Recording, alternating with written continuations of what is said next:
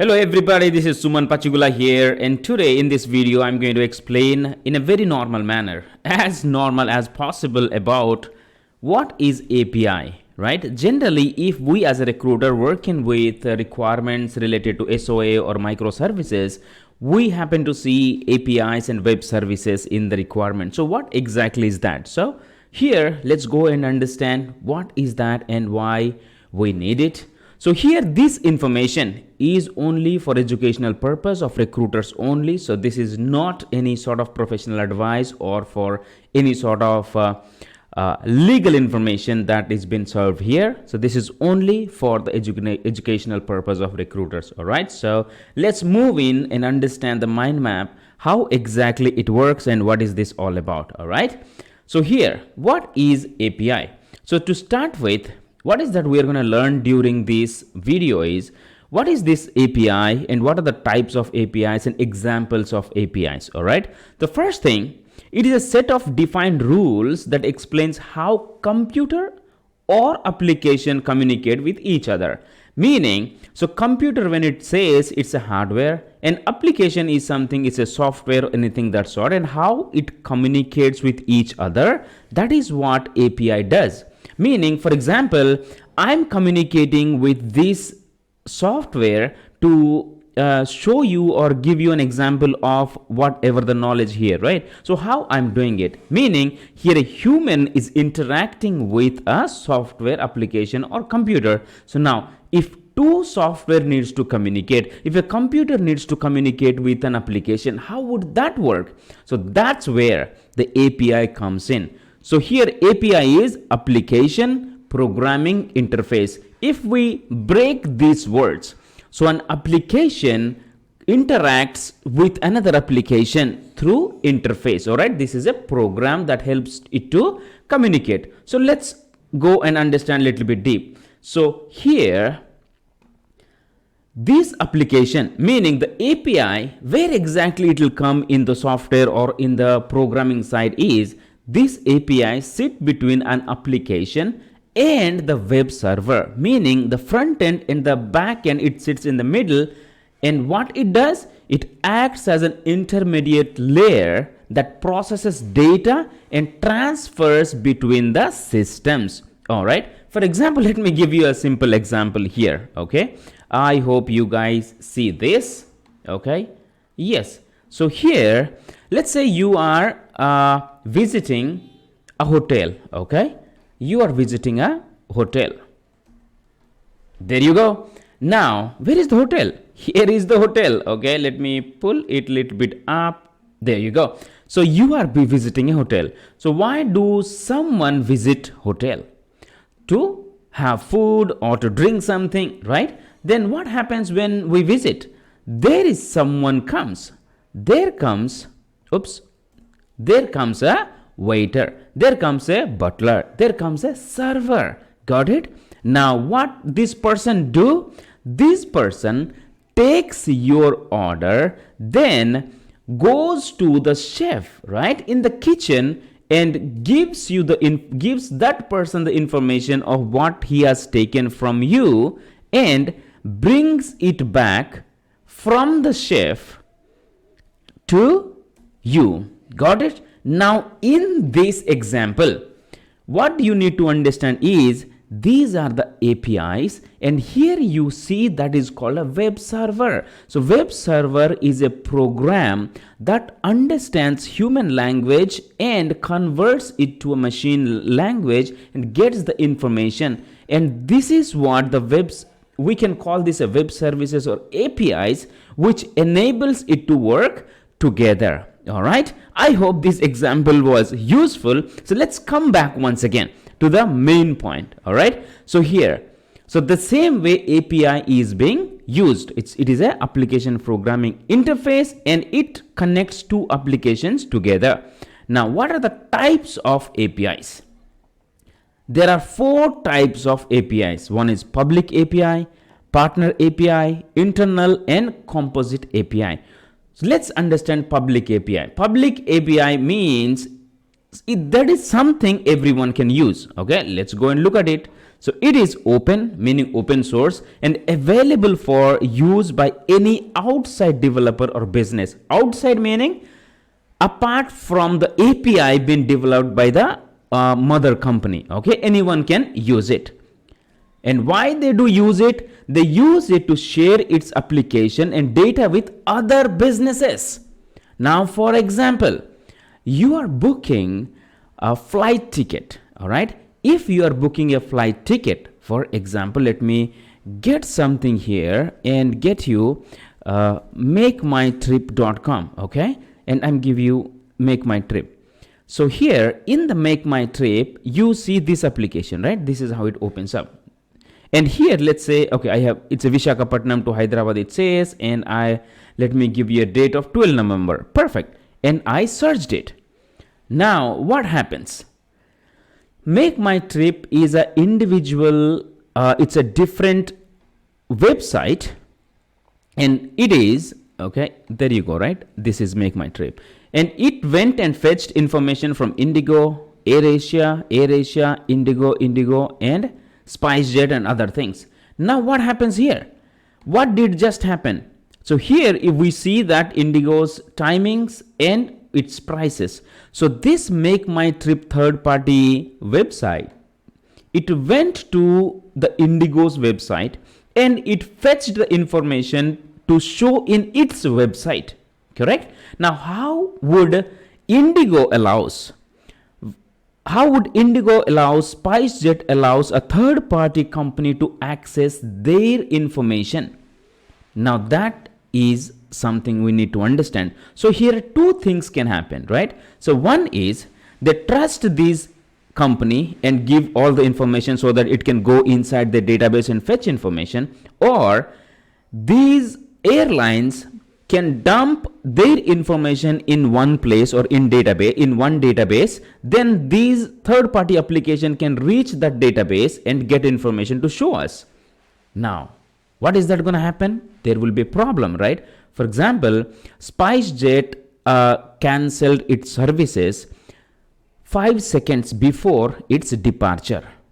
Okay. Now, but when you log in to Make My Trip, it shows that information because SpiceJet did not allow Make My Trip to go and check the real-time information, but in some other location where SpiceJet dumps its data time to time period. Now that may create chaos. So to avoid that sort of problems, and it generally doesn't work like that, and that's where the API comes in, where SpiceJet allows its information, few information only to visualize, where Make My Trip cannot manipulate, cannot use any of that sort, and it's secure information, and Make My Trip uses the APIs to get this information so that it can facilitate in their website. Understood, people? Perfect. Now, to give you a little bit more information, let me go in and show you. For example, if you open any websites, there in the right side or left side, you see the weather snippets. It will show weather as well. And it will be, if you open your mobile application, right? In any of the applications that you see weather snippets, meaning that application called the API of the particular whoever a primary providing the weather company or whoever the forecaster, and they allowed you to use their API and show this information on your page. All right. And for example, if you are logging in any other website, for example, you are logging into Netflix or maybe into Amazon or maybe into anywhere else, did you see it asks you can use it through login through Google, login with Facebook, login with LinkedIn, meaning what? So here, this gives an access to get in and use their information, meaning the authentication information, authentication and approval permission information through your user information, and you can access to another one. So this is an open API. All right. And if you see, there are websites who use, okay, pay with your wallet, pay with PayPal. Then what is that happens is, these are APIs been used by the particular websites, and the moment you access through this, it is going to use your authentication, and once the payment is done, they let the primary business that authentication has happened and they exchange the information. And for that, they may have charges that how many people use their APIs. Okay, this is how these public APIs get monetized. And Twitter bots. So there are Twitter bots which are APIs. Generally, if you see, if then Amazon's movies are being reflected, Netflix movies comes in, or any new movie comes in, by default, these pages gets updated with the information. How would that happen? With that particular APIs. If we want to give some movie related information, then if we use these bots, then it gives that movie related information, whatever been tweets comes related to that. Okay, these are also APIs. And this is what I shared, right? Travel booking, meaning the travel industry, they use APIs of the primary service provider, and they show the information what is related to it. So they cannot manipulate, they do not do anything else, but they can use API to do certain acts. All right. Now, these are the public APIs and available for anybody else. Now, let's understand a little bit deep about partner API. Okay, let me minimize this one. And what is partner API? Partner API it is only available for the specific selected and authorized outside developers or API consumers, meaning we got to partner with this company to use it. Meaning if we want to use any information of other business, then we got to partner it, meaning facilitate business to business activities. Okay, so we got to partner that, then only they're going to facilitate. It is not available for free on web. Now, let's say if a business wants to selectively share its customer data with outside the CRM firm, if they have a customer relationship management software, if they want to share their data apart from this company, then they are going to use an API connection for their internal customer data system with those external parties. All right, here they have the information, and there is an API, and there is the third party user. Got it, people? Now, with the API, whatever the information has been given to the API, the rules, commands, and they can access that information only. So, no other API use the permitted, meaning only whatever given to whatever the API is assigned through that API only they can use or enter to their whatever the information that has been shared by the primary company. So there are other APIs that is called internal APIs. So here the internal API, it called private API as well. So this is primarily intended only for the use of within the enterprise, within the company or the organization. Why? To connect their systems and data within their business. For example, an internal API may connect an organization's payroll or HR system, okay, because that is the different program, this is a different program, the both can connect. Now here in public API and partner API, there is a high level of security and integrity will be focused, but when it comes to internal API, it may not have to be that much secured, all right, because the data will be consumed and used within the company. Understood? Now, let's move on to the fourth one, that is composite API. What is this? So composite API generally combine two or more APIs to craft a sequence of related or interdependent operations. Meaning, if there is a one call, this API will execute multiple requests.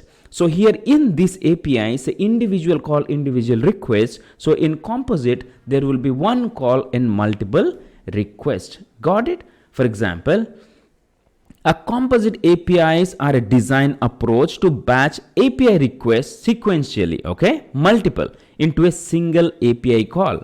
Now, rather than multiple round of trips to a server, a client can make one API request within a chain of calls and receive one response. Now, for example, let me take you here.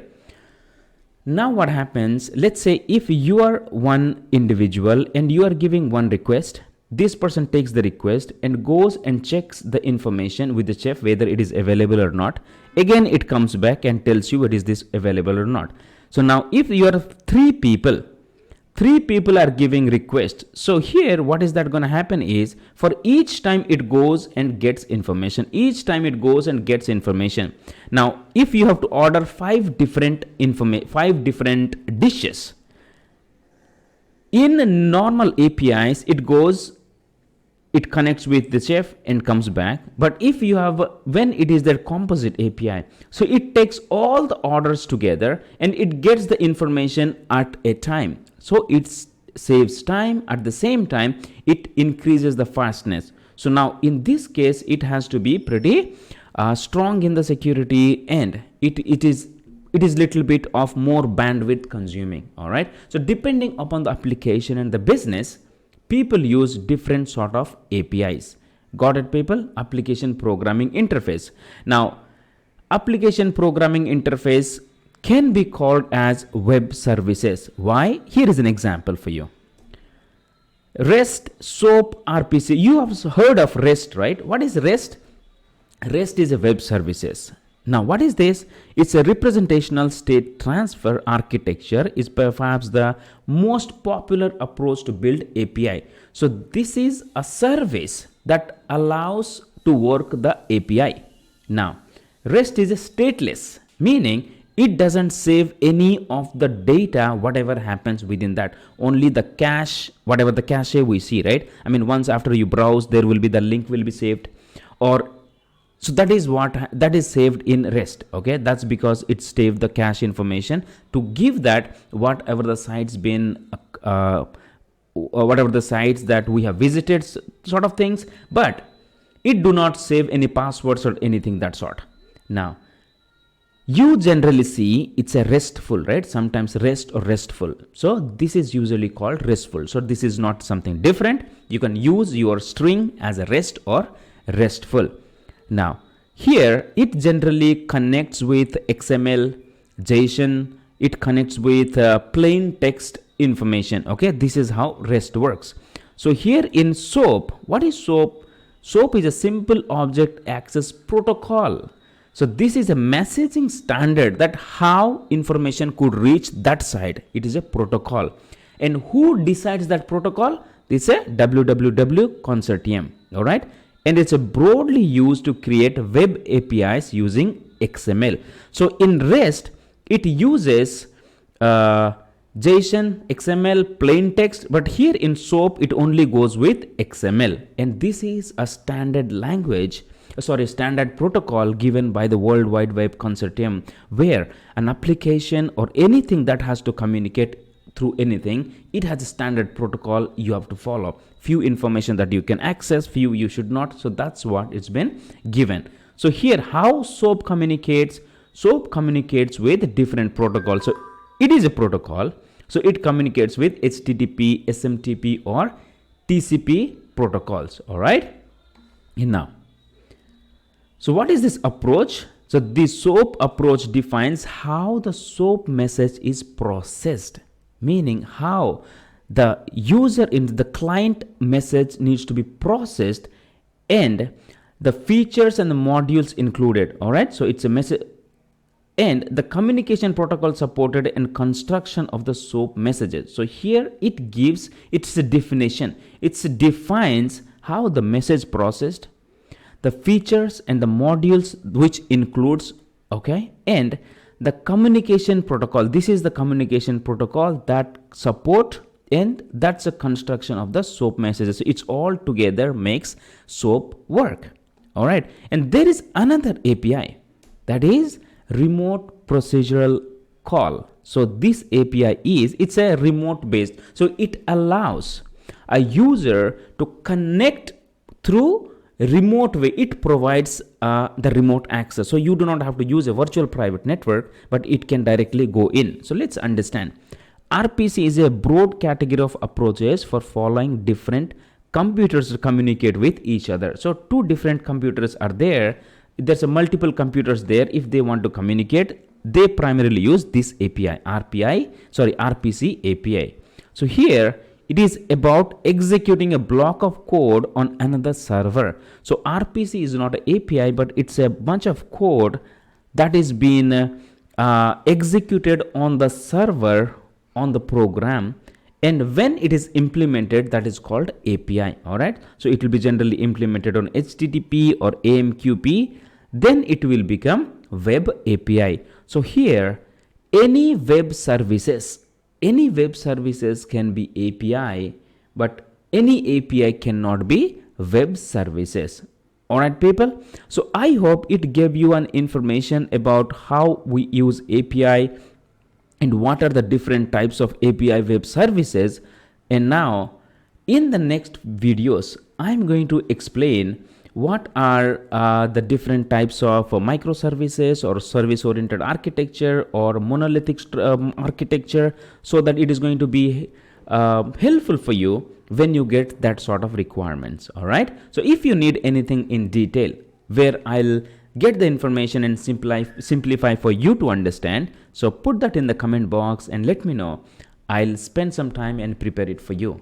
So thank you so very much for watching. This is Suman Pachigula on a mission to impact 5 million lives through recruiters. If you're a new visitor, if you have not subscribed, please subscribe and let the mission help so many people. All right, thank you and I love you people. Take care and God bless.